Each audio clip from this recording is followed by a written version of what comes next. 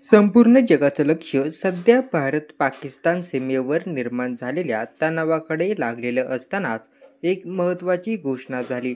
युद्धबंदीची 10 मे रोजी संध्याकाळच्या सुमारास भारत आणि पाकिस्तान या दोन देशांनी एका शांततामय टप्प्याकडे पाऊल टाकत युद्धबंदीवर सहमती दर्शवली.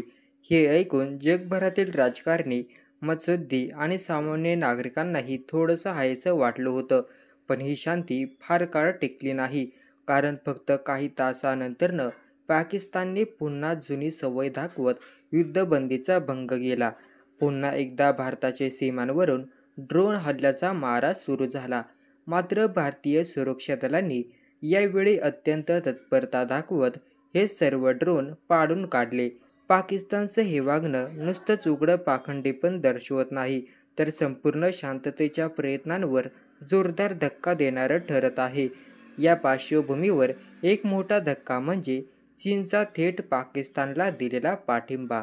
चीनने परराष्ट्र मंत्री वांग यी यांनी स्पष्ट शब्दात सांगितलं की आमचा देश पाकिस्तानच्या सार्वभौमत्व, प्रादेशिक अखंडता आणि राष्ट्रीय स्वातंत्र्याच्या बाजूने उभा आहे. ही वक्तव्ये त्यांनी पाकिस्तानचे उपपंतप्रधान व परराष्ट्र मंत्री इशकदार यांच्याशी दूरध्वनीवरून बोलताना केलीत. चीनची ही भूमिका भारतासाठी गंभीर संकेत देणारी आहे. याचवेळी पाकिस्तानचे उपपंतप्रधान इशकदार यांनी धावपळ सुरू होती.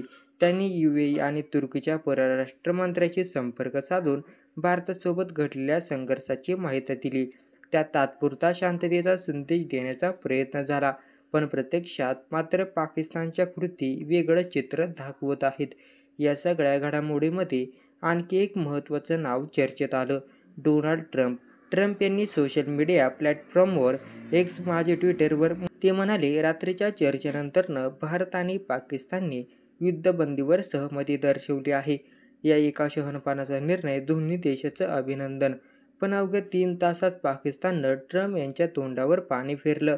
त्यांच्या डोळ्यात देखत युद्धबंदीचं उल्लंघन करत ड्रोन हल्ले सुरू केले.